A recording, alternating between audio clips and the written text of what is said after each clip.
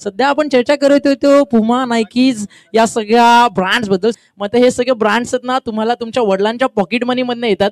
अगदी वडील दिवस रात्र कष्ट करतो मुलांच्या स्वप्नांना पूर्ण करण्यासाठी.